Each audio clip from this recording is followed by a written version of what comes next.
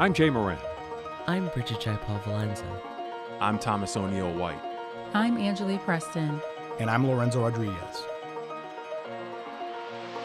This is What's Next, a dedicated hour to have important conversations about the issues facing the marginalized and underrepresented communities of Western New York and Southern Ontario. We're going to have some real healing. We've got to have space to tell some uncomfortable truth. What's Next continues our mission to discuss race, equity, and the common concerns of Buffalo's East Side and beyond. The suburban area, everywhere. We must work and teach our children.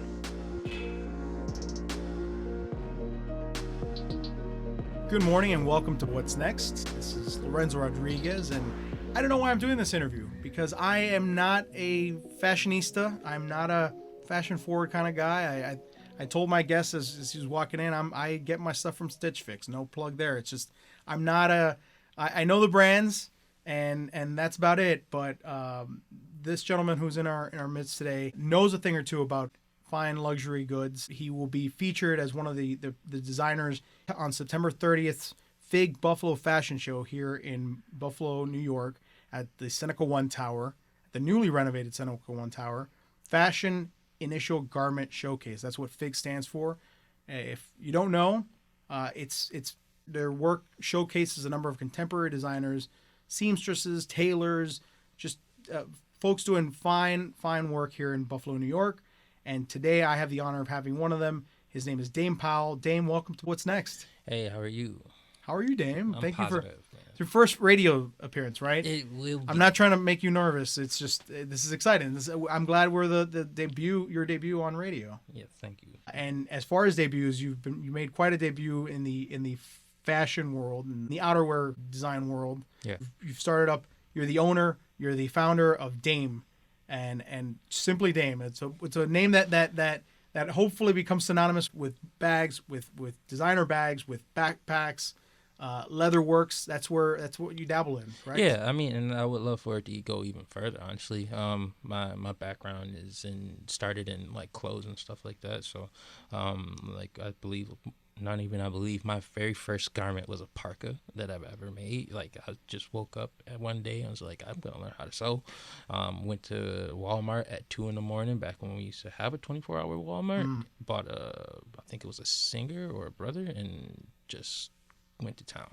You did like a little bit of backwards engineering on it. Yeah, kind of so ripped it up and saw how it was made to put together. Yeah, so what I was doing was just taking apart several different jackets. When I made my very first coat, I think I took apart, I want to say three of them, and then I kind of just fused it all together, mixed and matched, and added pieces that really resonated with me, and wanted to pull aspects of I guess childhood and environment, and we put together a nice. I keep saying we, but it was me at the time. It's the only we now. The former we. Yeah, the former we. So, yeah. So like I spent so much time just and at the time I was technically homeless. So, So what I was doing was like I would try to go to my mom's house when she wasn't home, and just do as much sewing as I could in between time. And then if the environment was okay, like I would even just stay the night and sleep on the floor, and then by the time I woke up, I would head back to work. Or I used to have to when I first started, I was doing van services and stuff like that, and you transport the elderly or the disabled to their appointments. So what I was doing was I was just keeping the keys, and then I would go sleep in the van. Wow. Wow. Yeah. So eventually, I was able to save up some money, get my own apartment, and then I just turned my entire spot into a sweatshop, and then more importantly a sewing machine. Yeah, I took my sewing machine with me, so and then I would store it at a best friend's house or something of that nature. That's where it really took off. Once you had the means, the equipment to start creating and fostering your passion. Yeah, that's where it took off. If I'm not mistaken, I mean, I don't want to blow up your spot or take away from the noteworthy work you've done so far in such a short period of time, but you were relatively new to this craft of leatherwork, right? Leatherwork, 100%. I was like I said, I was doing fashion. I was doing like clothes in like 2013 or so, and then I want to say 2020. I got into leather crafts because no one was really had any place to go, as you know why. So I was just looking at it from a perspective. I'm like, well, eventually these folks is going to want to leave their house, and I was just looking at book bags and stuff like that. I'm like, because I was just getting ready to get into a job that required traveling, and I was like, I want a bag for myself, and I just couldn't figure it out, and I was just started watching Instagram videos and YouTube videos, and I found myself like just making a wallet first. I was like, well, let me just get the basics of what it is that I'm doing here, and eventually I was able to make a backpack eventually, and then it kind of just blossomed from there. And this is before I even had like an industrial, like before I even knew what sewing machine I even needed, because I was like, oh well, I have a good sewing machine, I'll use this one, but it was just for like fabric, not leather. And I found that out the hard way by breaking a bunch of needles. That one I know. I know you need specific sewing machine for leather as opposed to... Yeah, so a lot of my original garments, pieces that I used to make as far as leather goods are concerned were actually all 100% hand stitched, no machinery at all. I just was doing it like, I guess you would say, the old-fashioned way, with just pricking irons and a hammer and just 2 needles and a thread, and going at it. And it really taught me a lot and showed me what you can and can't do, and what would be possible, and how to like configure design based on your ability of what it is that you have the means to do. So yeah. And I don't know if I've stated it yet, but born and raised in Buffalo. This is your home. It's been your home. Yes. And now we're with the Fig Fashion Show, the Fig Buffalo Fashion Show. The idea here is to hopefully make this spot a welcoming destination for high fashion. Something that we'll get into in a little bit more detail, but I'm just curious now. Your current trade takes you to multiple places. You travel. When you go other places in the world, what does it mean for you to be from Buffalo? How do you convey that you're from Buffalo when you're out of the city? I generally say it's pretty warm here, wherever I'm at, and then they're like, "What do you mean it's 50 degrees?" I'm like, "This is a Buffalo summer." And then they're like, "Oh, you're from a very cold place." Where most folks even think Buffalo is like in Canada somewhere, and I'm like, no, not quite the true north that way, but no, you kind of just Here's the thing. You're very well accepted when you're from a town like Buffalo, because you kind of relate to almost everyone there. You don't have this chip on your shoulder in the sense of like, oh, I'm better than you. It's like, like we tend to have people with I guess some more humble beginnings type of thing. Like we can have those type of people gravitate to you, folks who are looking for other people that are down to earth instead of full of themselves, you know what I mean? Mm-hmm. And that's actually how I've been able to garner all of my relationships out of town, is just talking about like the everyday basic stuff, I guess. I mean, and I guess like things that are particular to Buffalo, like, so when you like, we're known for food and just our tailgates and wings and football. Yeah, wings and football, bro. Like Maryland's crab cakes and football. Or wings and football. Yeah, I mean, listen, but the other part of that though is like wherever I go, I wear my own brand, obviously, like especially like my old garments and stuff like that, and that creates a conversation. And the first thing they want to know is like, well, where are you from? Like, where did you do this at? And tell them from the town. And it's an eye-catching logo. I love it. It's a cheetah with Dame. Big bold uppercase letters, and the slogan "Run with us." Yes, love it. Yes. What was the so you start getting an interest in fashion in clothing, then you move to Leatherworks, and then when do you say, all right, I'm running with this, I'm moving forward with this? What was the aha moment? What made you pursue this further? I mean, the aha moment came really once I think I posted my first video of just making a wallet, and then like I sold like maybe like 10 or 11 of them. or whatever. And then I think I was selling them for like pennies on the dollar. Like I think those wallets were probably going for like 30-40 bucks. And like I was just using leather that I have found like around the house type of thing. Like I was just cutting up like NFL balls and not knowing what I was doing. Just like, I'm just gonna cut this up and make a card holder out of it. A pigskin wallet. Yeah. Like, and that's what actually intrigued the men to doing it, right? And then so like how my clientele even built and how I realized what I was doing was worth anything was I would make like football wallets or whatever, and then the men would like, like, oh, I really like this wallet, and then Christmas would like come around or birthday would come up, and I was like, I think I want to get my girlfriend something, and then like, and at that time I was just like, I could do like, maybe like a tote or something, like something super simple or whatever. And then eventually what'll happen is like they'll gift their girlfriend like the bag, a bag or whatever, and then the girlfriend like, oh, this is so nice, where'd you get it from? And then they're like, oh, I got it from this guy, he makes them personally or whatever. And then like the wives double back to me and they're like, so like, this is what he got me, but let me tell you what I really want.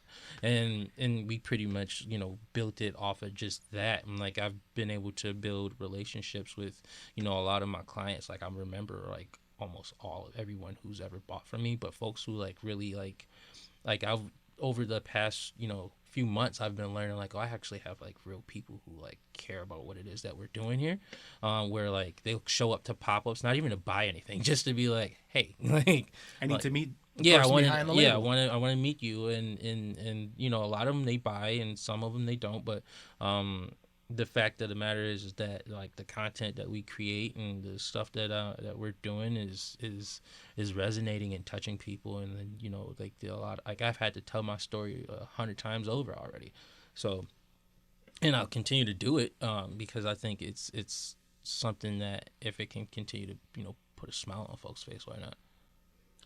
Well, I gravitated to your story because we have a number of designers that are being featured at the FIG Fashion Show on September 30th, which I like to clarify, Buffalo Toronto Public Media is a media sponsor, so we love to hear all the stories we can.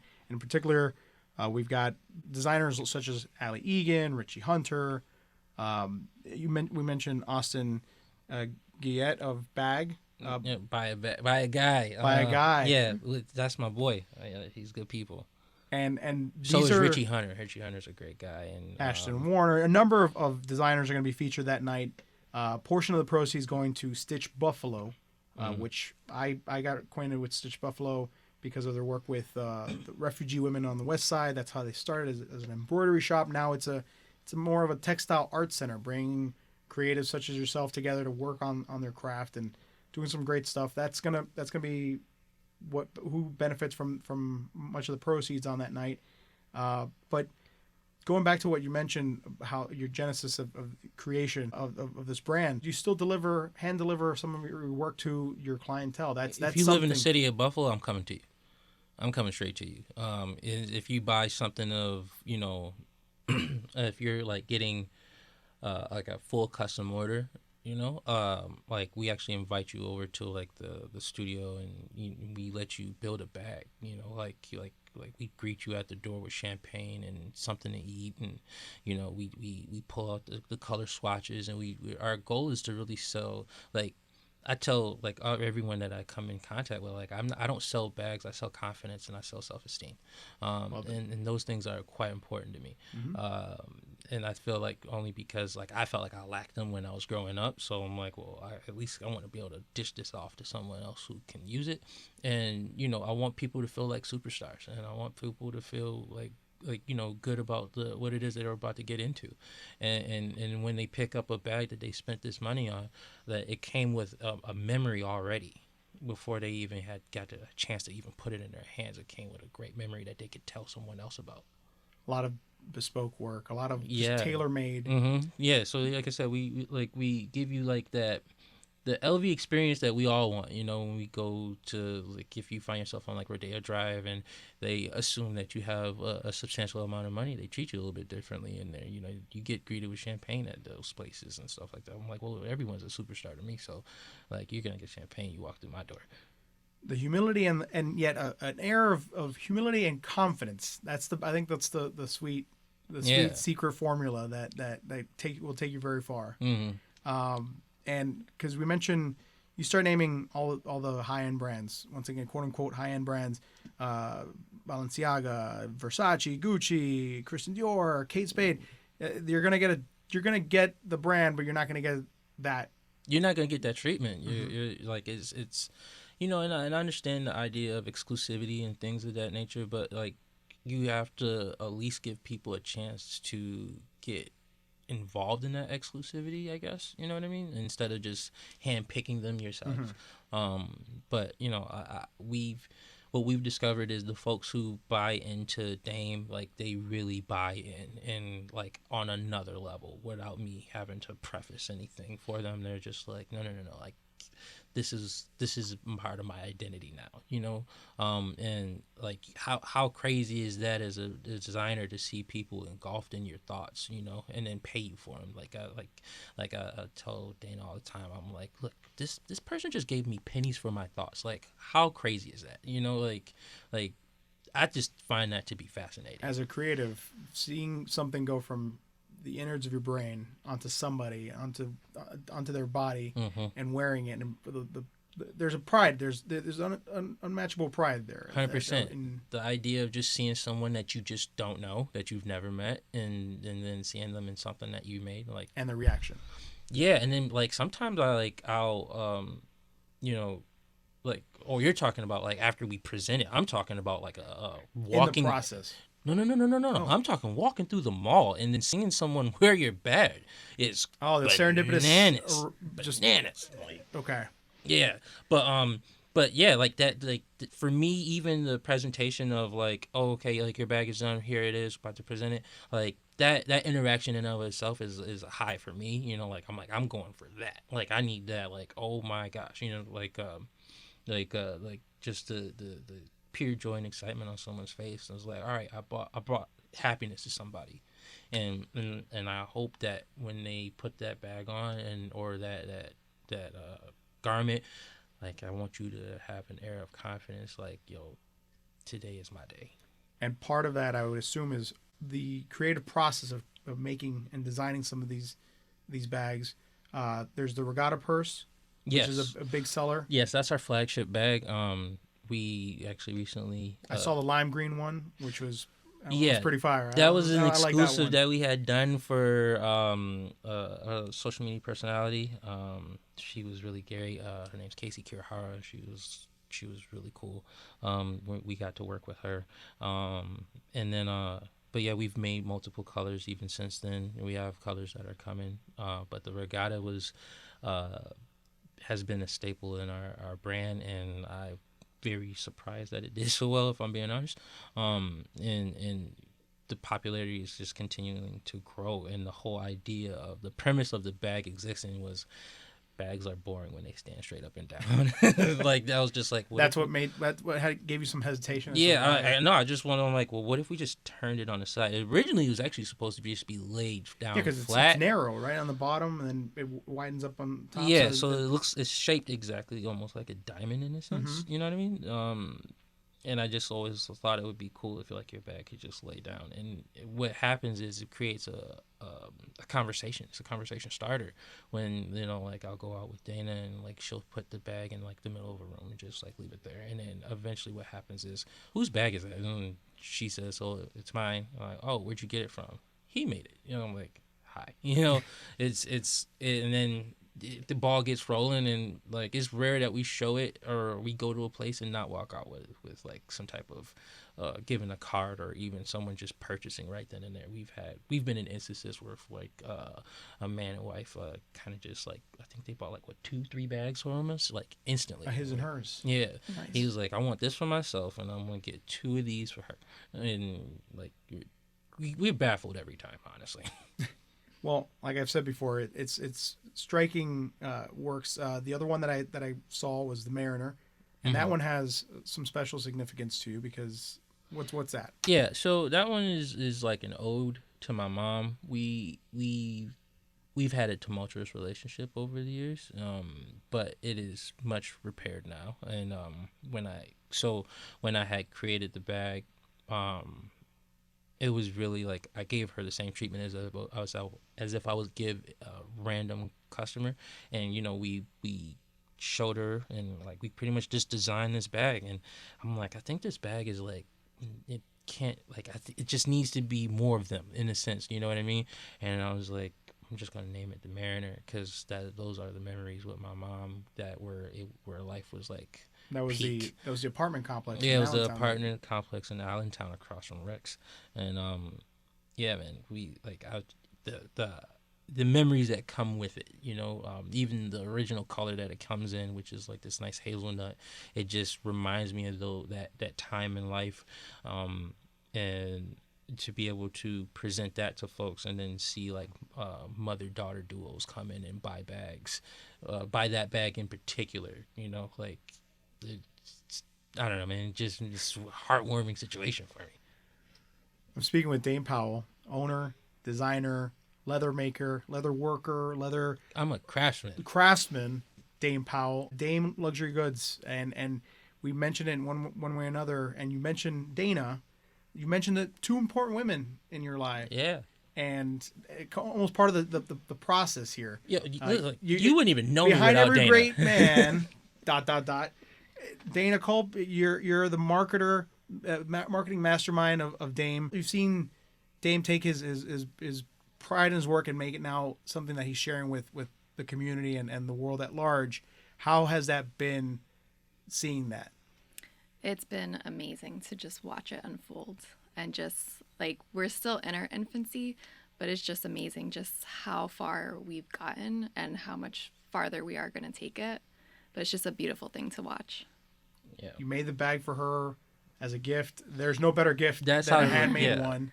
You made a bag for your mother, and that the feeling has to be unmatched. So it's I always like hearing the story behind some of the works and the stuff that we take in and consume, and the genesis of it all, and that's part of it. I'm a huge portion of it, I assume. What drove you to be where you're at today? Yes, I think that when we're making these pieces, I think what we lack in the, I guess, quote unquote luxury sector is the story behind the pieces. I mean, granted, there's a couple of them. Yeah, I mean, but I always tell people, I'm like, when you go out and you buy these bags, you don't even know why they exist. Like, do you understand, like, to someone this was art at one point, and to you it's just an item that you want to just wear? But like, when we have our meetings with our clients and stuff like that, we like let them know, like, hey, like, you're buying a piece of, myself, in a sense, and I want you to be able to understand what it is that you're getting into. It's just not something you want to just show people. It's more along the lines of like, hey, I have a piece of story here, and I want to show this story off. I want to tell this story for you, because we tell them why the bag exists if it's not a custom piece.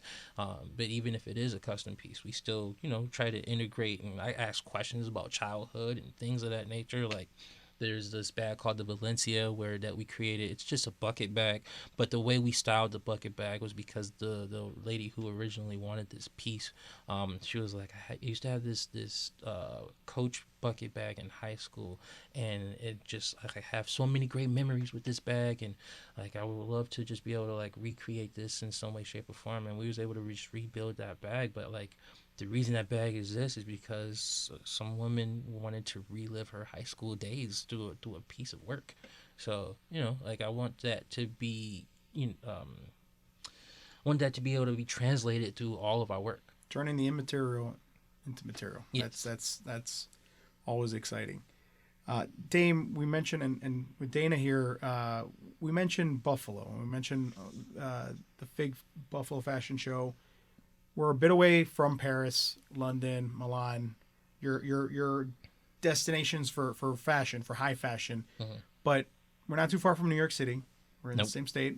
What part of what we're trying to do with Fig Fashion, correct me if I'm wrong, is to make Buffalo one of these destinations for noteworthy high fashion. What do we need? What do we need to consider to get closer to that designation? I think we need to create a need for folks to get dressed. This is a very much a blue collar city, right? So it's a lot of folks who just put on their actual work boots and their blue overalls, and they go and work 12 hours a day type of thing. And the issue is, come weekend, there's not much for us to do, or throughout the week period when you go to these bigger cities and stuff like that, these huge metropolitan spaces, like you can party Monday through Sunday in nonstop, right? And or if you're in, like, let's say Chicago, like that city kind of does shut down, but like there's always like a ball or a gala. Like, it's a very leisurely place, you know what I mean? So and I think that if we can continue to create these events that will call for these people to want to put on their best dress, and I think that would help us a long way. So I would actually make a case towards other entrepreneurs that want to create environments, or that want to create events and venues and stuff like that, to where, like, hey, like, put, like, let's get right, let's look nice, let's be, every time you step out, you should want to look like you could walk the Met Gala without looking crazy, and it bothers me that like, all of us shop at Zara and H&M, and like, we all look like different versions of each other, and I'm like, like, we have to be able to break this cycle. But I think that in order to do that, we need to create a necessity for it. The designers are here, right? Mm-hmm. And if we can get this, what I would like to see is like a fashion district, if you will, to where we can actually start to breed designers, where we can start to give designers a way to shop for their raw materials and things of that nature. Like, I think that's highly important, and that would create a necessity. And if the issue is you just don't see it as often as you want to, and these designers are just making things, and it's pretty much going off into like the ether, if you will, or excuse me, like, they're just like, we're pretty much making vaporware to an extent. If we're not selling, we're just making things that we really can't repeat, because a lot of us are like shopping at a Joann's just for our fabrics and stuff like that, and there's no exclusivity, there's nothing that really lets you be different per se, and lets you design things differently. I find it to be just kind of sad, and I would love to be a part of the change that gets us to where we can start to, see that difference. To me, fashion is an extension of character, your personality. 100%. It has to have something that speaks to you. If not, why wear it? If it's not functional. Mm-hmm. And I hate to boil it down to just buzzwords, and actually that's one of them. You're looking for a buzz. You're looking for a vibe. You're looking for an emotion, mm-hmm. that automatically, like, Dana, you and I, we were commiserating before. We are from Miami, mm-hmm. Florida. That place is also trying to make it, if not already make its name known in the design world. But we have Brickell, Mary Brickell Village downtown. That place is just taken off more in the last few years than I could imagine. But it's got a burgeoning fashion scene, art scene. You go to a lot of these destination spots, Dame. What you mentioned, there's that vibe, there's that art scene. What can you learn from those spots that we can bring here to Buffalo? I think what we can learn is it's okay to just be honestly just different. I think it's okay to want to be expressive, and not worry about the idea of being cool, because I mean, when it comes down to it, like, nothing is cool until the subcultures say it is anyway, and we see it all the time. Like, we'll create things here, like your Dapper Dans and stuff like that, and like and what happens is the higher powers that be would then take those designs, tastemakers. Yeah, like, if that's what you want to call them, right? So like they'll just take them in Europe and then redesign it and then push it back to us as if this is the new thing. Like, no, it's what we've already had, right. And you just put a shiny label on it and called it yours. But I think what we can learn is really just to continue to just step outside of the line here, and be different, and literally have people run with you in this thought process. Is there a Rodeo Drive, a Fifth Avenue? What's the closest we have to that here? A fashion district, arts district here in Buffalo that you could look at and say, hey, this is probably the starting point of something big. So, I mean, when you think of just artsy stuff in general, you think Elmwood, you think maybe Hurdle, that area. But I think, like, Larkinville would be a nice ground zero for real, to get going. They're coming up, and I love that area, just the way it makes you feel when you walk through the streets. You got Brad's Hill, shout out to Chef Darian, out there, and he just it's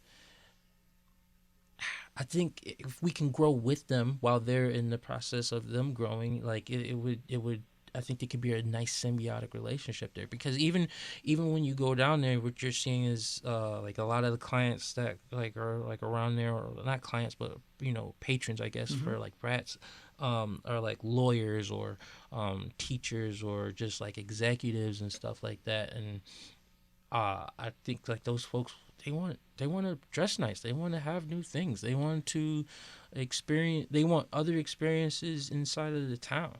Nothing better than putting on a fresh new anything of sneakers, or having a brand new bag to put your stuff in and feel good about it. Not trying to be materialistic here. It's just it's a nice sense of achievement, of accomplishment when you get yourself something nice that shows a little bit of you in it. Again, that's confidence. That's why I'm here. I want to sell confidence, man. Like I said, the byproduct of the confidence that I'm trying to sell just so happens to be in the form of a piece of leather. So. But yeah, in the great words of Deion Sanders, if you look prime time, if you look, a man who exuded confidence, 100%. You look good, if you look good, you play good. When you play good, they pay good, right? But that can transpire through every aspect of life, per se. You know what I mean? Going in for an interview, but you have a nice piece on by Dame. Maybe you've been styled by Julia or something like that, and you have this air of confidence to you. Confidence will get you most places. Confidence will let you slide through almost anything. That's if you what opens the door a lot of times, right? Yeah. Right. So I think another version of great confidence is somebody that I've been blessed to know is Nate Robinson, right? So when we just a quick story, we went to Miami and we were doing some shows out there or whatever, and we were going to Club Live, and everyone's dressed up real nice. And then never heard of the place. Never got to see inside. No, I didn't. No, so the too many nights. If you know that the coverage at the door is already crazy, right? But we were fortunate enough to be with Nate, and he was like, "Come on!" But when we actually started to take assessment of what everyone was wearing, Nate, are you wearing pajamas? Yeah. And Liv? Yeah. And he did it. He was just I wish somebody would say something to me. and he just walked through there, and you're not gonna tell Nate Robinson you can't wear pajamas to live. But he was like, I go everywhere in sweatpants, in t-shirts. I was like, yeah, that's dope. But it's the idea of that's I walk in, I walk in here with my chin up and my chest out, and this is what I am. Accept it. I'm gonna let you keep. I'm going to permit some more name dropping. We mentioned before the interview that you've worked with some NFL, NBA players. My guy Mario Chalmers, formerly of the Miami Heat, you're working with, or Well, even with Mario, I think it's more along the lines of we're just trying to work something out and get some things going. He saw some pieces and he liked some things, and I think we're in the process of making some decisions. But when it came to let's say for instance C.J. Moore, when he played for the Panthers in his rookie year, I was able to meet him and pretty much dress him while he was here in Buffalo when he played against us. And like that interaction in and of itself was dope, just to have those conversations with a young guy and just talking about the stuff that he liked and being able to build a piece for him was pretty awesome. If I would continue here, like even like Devin Funches, like Uncle Funch is that I have a great admiration for him. And again, another person who just exudes confidence. So it's like no matter what he's doing, like whether it be like basketball, football, or like we even got to like we went out and he was like, yeah, I'm about to go do some gymnastics. I'm like, what? Like, you understand you're like 6'4", bro? And he was like, yeah, but watch the this. stuff that they're doing. Yeah, and then he's out there just going like I'm like, this is crazy. But again, it's all confidence that I'm looking at here. Yeah. And and through those journeys and stuff like that, you just get to see what it is to just want to be unapologetically you. And that's what I think myself and the other designers want to continue to push, is folks to be unapologetically themselves, and let's build a community of that. So The NBA, you look no further than the NBA. They have very fashion forward league. You got guys, the runway, the pregame walk-in is almost like a runway show sometimes. Mm-hmm. So I feel that's you're well on your way there if you're working along with that ecosystem of tastemakers. We said it earlier, tastemakers, trendsetters. That's awesome that your work is being admired by that world. Yeah, like you mentioned Chef Darian Bryan, that you worked with as well. Yeah, I have such a great admiration for Chef Darian Bryan, because again, like, just a man with confidence. Another man. Like, person he steps out with rhinestone shoes and these expensive, elaborate chef's coats and a fedora. And he comes to your house and he cooks you a meal. He doesn't look like a chef when you see him, and he stands out. He's a huge man, and like it's just like that. That's again, I just admire the ability to just again put on whatever it is that makes you feel the best you, and get busy, and then to have conversations with him, and then to eventually actually end up working with him. Like, we create his luggage, right? So like if you see Chef Darian out and about getting ready to get on a plane, 9 times out of 10 the bags you see him with, I made. But even that conversation, like, we went to the Plating Society and sat down with him there. We brought like a bunch of stuff to him, and like he was able to build his bag, and our relationship was formed like quite fast, because he understood the grind. He understood like what it is that we were trying to accomplish, and he was like, whatever you need from me, let me know, and we're gonna rock and roll on it. I respect the ability to take the risk of wearing such fine duds when you're cooking pasta, or I'd be afraid to get ragu sauce, anything pasta sauce on me. I wouldn't. There's a reason they make aprons, Chef Darian. Dame Powell. I mean, I'm enjoying this conversation because it's just whenever your work can just go from one part of the world and just kind of permeate and find its way elsewhere. That's a beautiful thing. He is going to be featured, and his work is going to be featured on September 30th, Fig Buffalo Fashion Show right here in Buffalo, the future design mecca of Buffalo, New York, hopefully, at Seneca One There's Tower. No hope, man. No hope. No hope. Let's speak it into existence. Well, the best way to speak it into existence is to say put time on it versus a wishful thought. You know what I mean? The Milan of Western New York. Yeah. It's all about win. That's all it is. It's all a win. What kind of, we mentioned the contrast with the other more well-known fashion labels. A lot of those sometimes not even real leather. It's faux leather. It's composite leather. You're working in strictly authentic leather. How are you procuring the leather? What's the thing that sets it aside from some of the other brands? Well, first and labels? foremost, there's an aspect to what it is, at least to what I'm doing, is that I am a black leather craftsman, right? Not even to make it a race thing, but I think it's more along the lines of like, how many of me do you see? Like, if you can name some others, that'd be crazy. I know some, but like that took some digging. Mm-hmm. But like, especially in the city of Buffalo in and of itself, we are far and few between.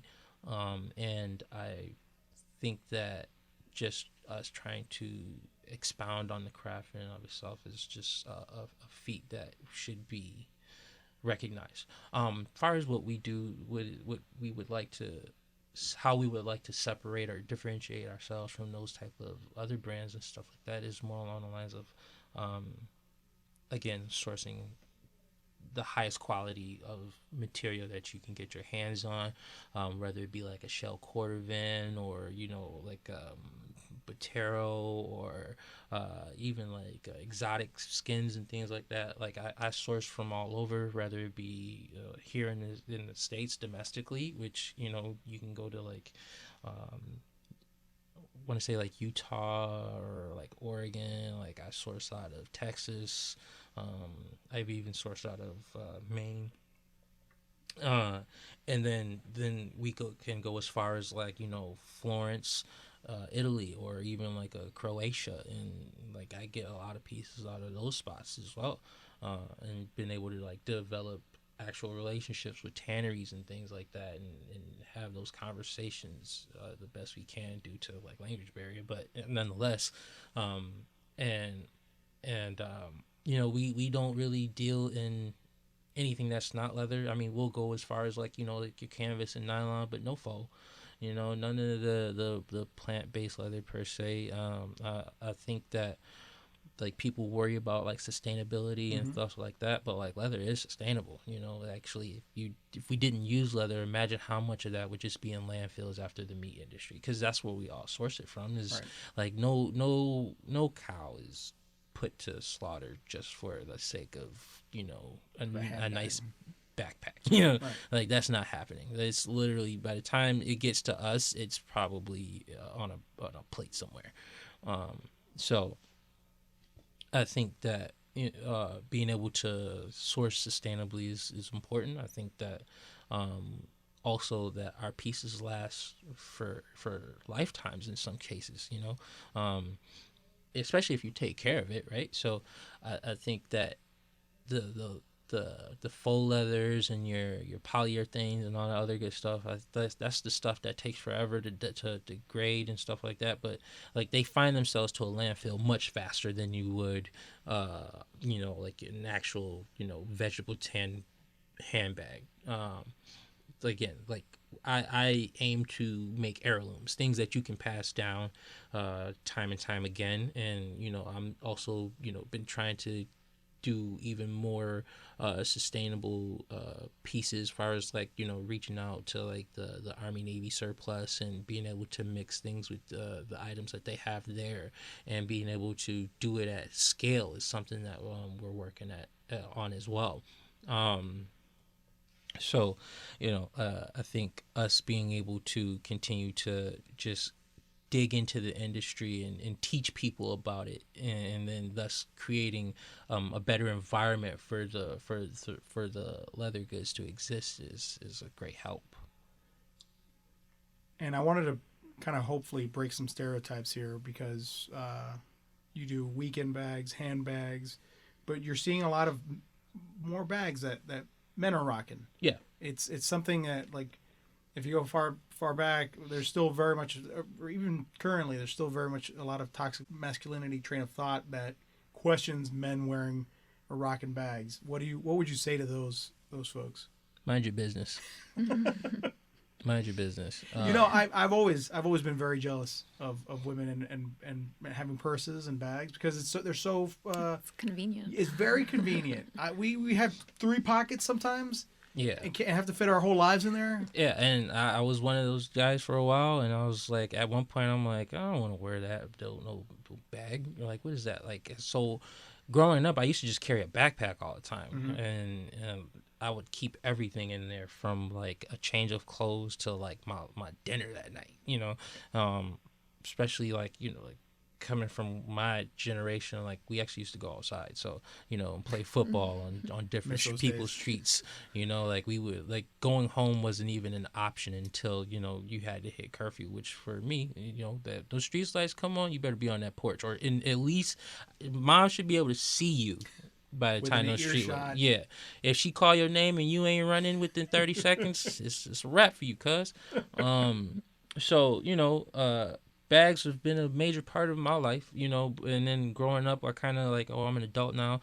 I don't need to carry all that stuff. But then as I get older, I'm like, oh crap, like I need to keep more of these things on me. Even though like, I mean, a lot of people treat their cars as if it was a bag itself. But I'm like, you know, like where are you gonna keep your mints? Where are you gonna keep your phone? Why do you want these bulky pockets and stuff like that? Like just being weighed down. Cell phones are just that much larger now. Th- we th- went to small phones. Now we're back to big phones. And I miss my little flip phone. Me man. too. I used to be able to put that in your back pocket and forget about it.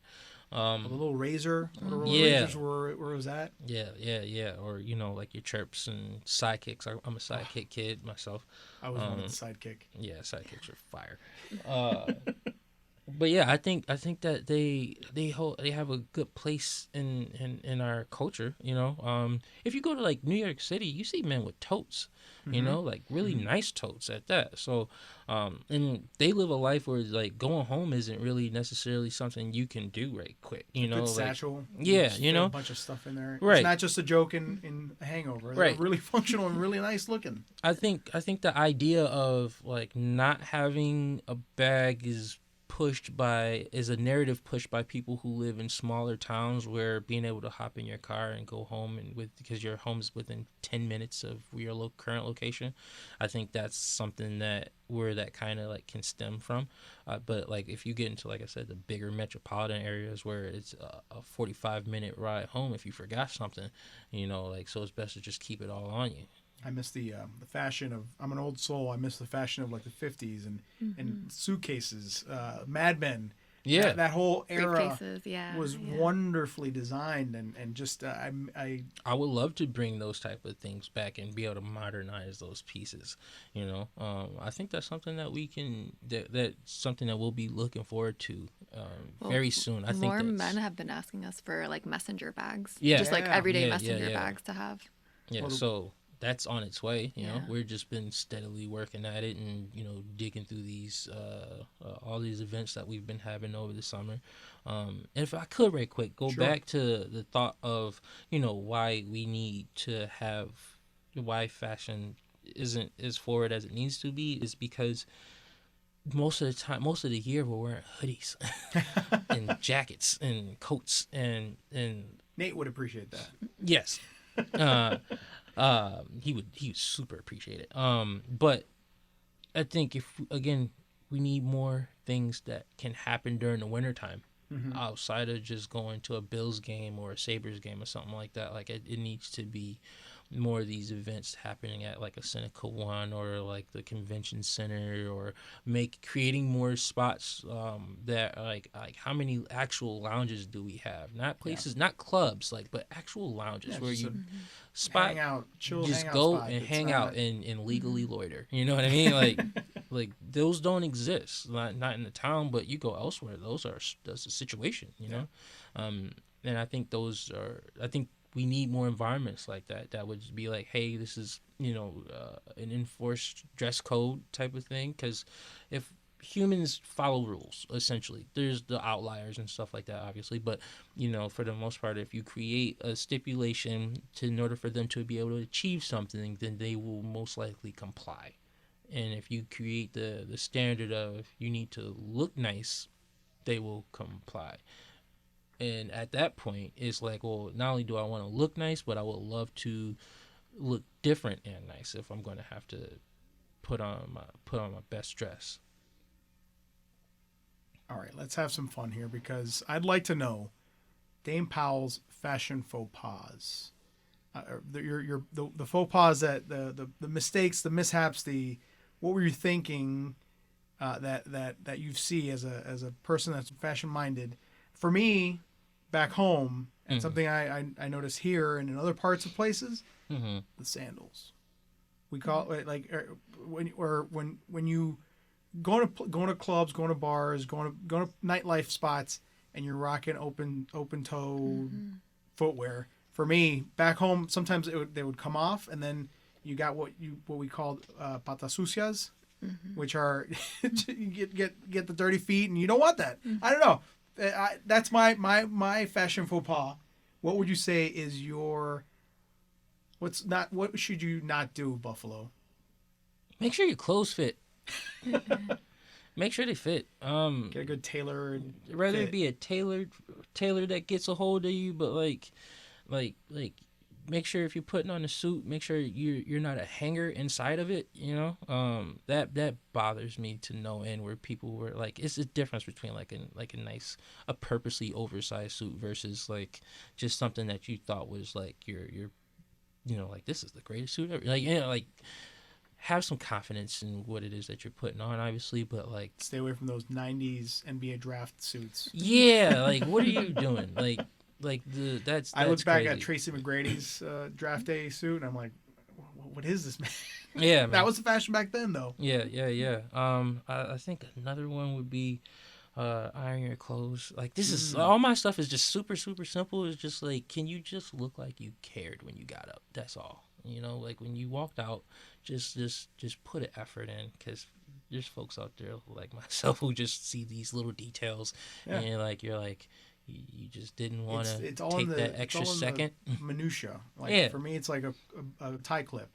I mean, I would love to bring back pocket watches. That's I wish we could do that with the little nice fine chain hanging outside. That to me would be with the nice trench. Oh yeah. Ooh. Mm-hmm. Now we're talking Peaky Blinders, but one of my favorite shows. Oh. Like those dudes dressed like whoever did that. We need to bring that back. You mentioned the Dapper Dans. We need that to really take off here in Buffalo. Yes. You hear that, Buffalo? Get your gear ready. Get polished up. Let's get on the ball here. Dame, I couldn't help but see on your bio you have 2 dogs, Ahsoka and Tano. Mm-hmm. You're a Star Wars guy, huh? Huge Star Wars guy. Can we expect a Star Wars theme or infused or inspired? Every May piece? I drop Star Wars inspired wallet. It's like a TIE fighter. Get out of here. Yeah. Now you're talking my language. Yeah. Really geek out on another. That's another podcast episode. Mm-hmm. But I mean, definitely expect to see some more things coming in the future. Especially like I only really dropped them in May because obviously May 4th. Mm-hmm. And I think this coming May, like we'll have another special piece outside of just like a wallet. Like, and it won't be like over the top. It would be something like if you saw it, it would be like you need to be a Star Wars fan to even know why this is even as cool as it is, type of thing. Because to the average person, it's going to look like a regular bag, but we'll put it together, and I think it'll go over well. But yeah, Star Wars is definitely my bag, man. Like I have a Star Wars collection of Legos. How well now we're gonna. Listen, you went listen, there. Listen. The geeky side of Dame. We're trying to do the high fashion, but we're gonna go into the geeky side. How many Lego Star Wars pieces do you have? Ooh, too many to count. My minifig collection is well over 150. Like we have to like walk through Target quite fast, because if we go in together and she stays in there too long, I'm going straight for the You're Lego suffering aisle. the same thing that my wife suffers with when we go to a Target. Yes. Yeah, we got to stay clear of Stay that out of area. Lego Yeah, land. because like I will be like, hey, listen, like if this is too expensive right now, what we could do is we could just sell it later, and then I never sell it. So who's like, the best dressed person in the Star Wars universe? it depends. I have my answer, and I'm surprised it's taking you this long. Because I think you're probably gonna go Lando. Yes, Of course. Look no further than his cape collection. Yeah, that cape collection. It's Lando crazy. We were Calrissian. just at the Navy surplus store this other day, and like Rich, he owns it. He pulled out this cape, and I'm like, how much money do I need to give you for this cape? Because I want it now. I want it right now. But yeah, Lando. But like Mace Windu's outfit was fire, Mm-hmm. and then Ahsoka Tano was she was built different, you know. Hence why I named my dogs. That's my favorite character, period. And Master Plo Koon. I like him a lot. Wow, you're going deep cuts there for audience. Yeah. Or I mean, Love it. Yeah. Love it.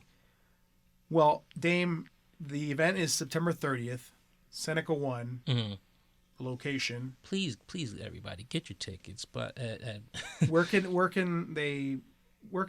folks find out more about what you're doing, more about the show per se? You can go to figbuffalo.com if you wanted to, like, check out all the artists that are going to be featured and, see the sponsors and stuff like that and get your tickets there as well. As far as like me personally, you can look us up at dameav.com, or you can find us at shop.dameav on Instagram. And just reach out, ask some questions. We'll be happy to answer, whether it be at Fig Buffalo or at Dame Ave. It's like I said, it's more of a very welcoming community that we have. Dana, my fellow sister from Miami, Yes. thank you for being here. Thank you for having us. Dame, a man certainly in his bag. I'm trying. Sorry, I had to. It was right there. It was low hanging fruit. I'm sorry, but you're doing great, exceptional work, and I'm thrilled that we were able to showcase the work you're doing, your passion, and your story here on What's Next. Thank you for joining us today. Thank you for having me.